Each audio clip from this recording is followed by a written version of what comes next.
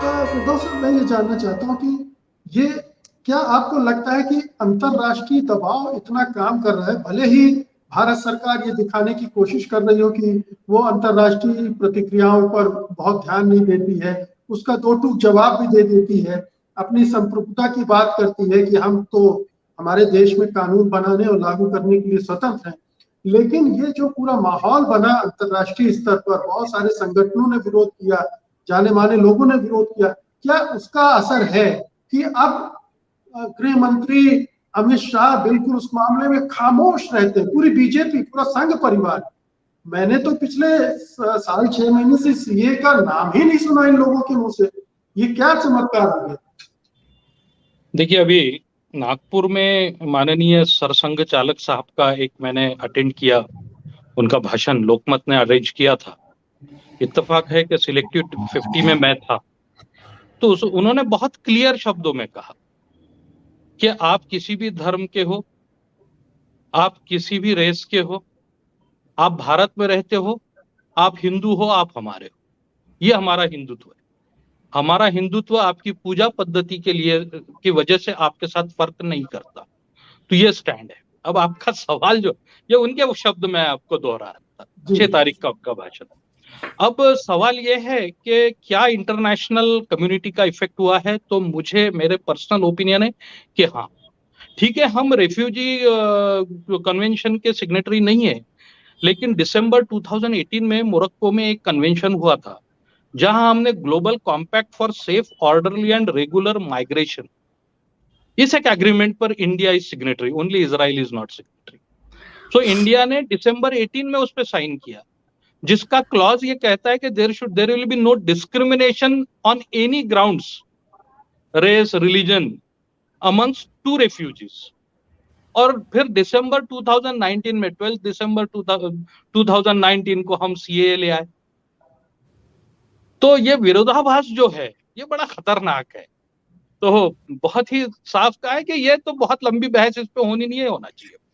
अब मैं शिवकांत जी से की जो बात थी, जो हिजाब को लेकर आप कह रहे थे कि यस, मैं कोई बहुत ज्यादा सपोर्टर नहीं हूं, लेकिन मेरा सवाल ये है कि हम विमेन एम्पावरमेंट की बात करते हैं।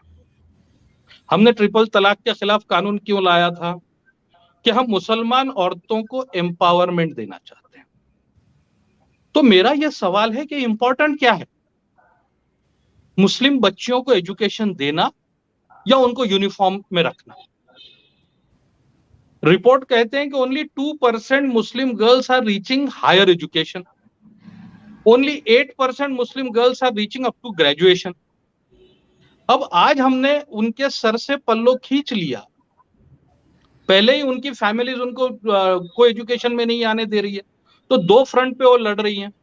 आर्टिकल 46 कहता है कि स्टेट्स को वीकर सेक्शन को एजुकेशन दिलवाने के लिए पूरी कोशिश करनी चाहिए। तो सबसे मेरा यह सवाल होता है कि हम वुमेन को एम्पावरमेंट एजुकेशन से देंगे या उसके रास्ते में इस तरह के आर्टिफिशियल रोडे डाल के लेंगे? अब बची बात यूनिफॉर्म की, कौन कौन बैन कर रहा है? तो जिस दिन उन्होंने स्कूल में एडमिशन लिया था, क्या उस दिन वो रूल था? क्या उस दिन वो यूनिफॉर्म था?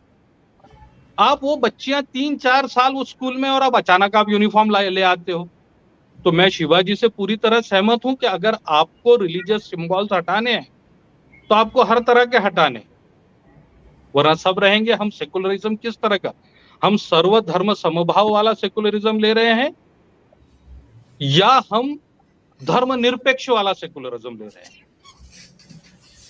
ये तो किसी भी तरह का नहीं है, ये ना तो फ्रांस वाला है ना सर्वधर्म समभाव वाला है, ये तो क्योंकि दोनों तरह के आइडियाज में होता है। तो है, तो हमको एम्पावरमेंट देना है। अगर एम्पावरमेंट देना है तो हमको 4 कदम आगे होना होगा। जब बच्चे स्कूल नहीं आ रहे थे तो हमने मिड डे मील स्कीम शुरू की। आज मुस्लिम बच्चियां आ रही है तो हमने इस तरह का एनवायरनमेंट क्लियर करना चाहिए कि they should feel welcome, they should not feel unwelcome.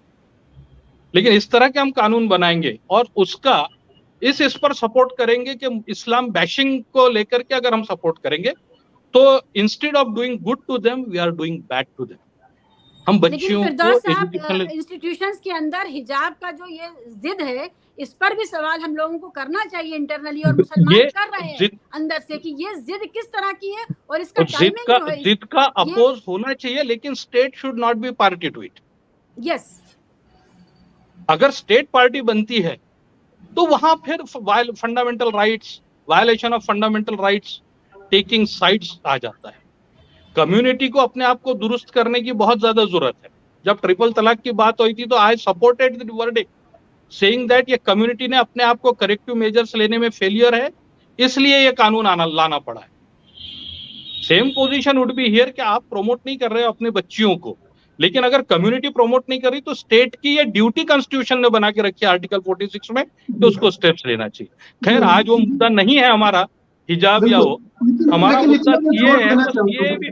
तो सर एक मिनट में कहना चाहूंगा, ये जो global compact for safe orderly and regular migration वाला जो हमने सिग्नेटरी है हम, तो अगर सीएए को देखें तो जैसा अभी टंडन जी ने कहा और प्रशांत शिवकांत जी ने भी कहा कि अहमदियाज और शिया लोग आएंगे तो उनका क्या करेंगे, तो एक त्रासदी क्रिएट हो जाएगी क्योंकि हम उनको नहीं आने देंगे।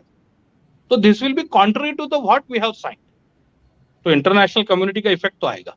और रिफॉल्वमेंट का जो सवाल है, वापसी का जो आपके यहाँ आ गए हैं और अजाइलम सीख कर रहे हैं, उनकी वापसी का जो सवाल है, वो असम का जो घटना घटी है, असम में जो आपने एनआरसी लगा करके जो चुने हैं लोग और उनको भर दिया है बाड़े में, उनको कैदी बना दिया है, ये बहुत बड़ा सवाल है। और वहां पर बहुत बड़ा ह्यूमन राइट वायलेशन हो रहा है। या आप उनको भेज दीजिए जहां से आप मानते हैं कि वो विदेश से आए, या आप ये मानिए कि ये आप ही के हैं और उनको एक वो सहूलत दीजिए।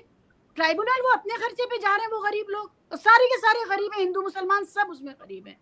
तो ये तीसरी बात ये भी तो शिवाजी बड़ा दिलचस्प है। असम का मसला तो और भी दिलचस्प है कि आप पहले कहते रहे कि इनकी शिनाख्त होनी चाहिए, इनकी पहचान होनी चाहिए, इन्हें वापस भेजा जाना चाहिए। जब पूरी प्रक्रिया हो गई, 19 लाख लोग निकाल लिए गए, उसमें से 12 लोग हिंदू हैं, तब आप इनकी नागरिकता सुरक्षित रखने के लिए हम एक और कानून लाएंगे कि जो हिंदू है वो यहाँ के नागरिक बने रहे। तो ये तो एक पूरा हम सब देख रहे हैं कि मकसद क्या है। ये मकसद बांग्लादेशियों की घुसपैठ रोकने का नहीं है। दरअसल पोलराइजेशन, हिजाब का मसला भी इस हिजाब तक नहीं है। हम सब जानते हैं कि उसकी राजनीति क्या है, वो टारगेट किए जा रहे हैं और पूरा ऑर्गेनाइज्ड वे में हो रहा है।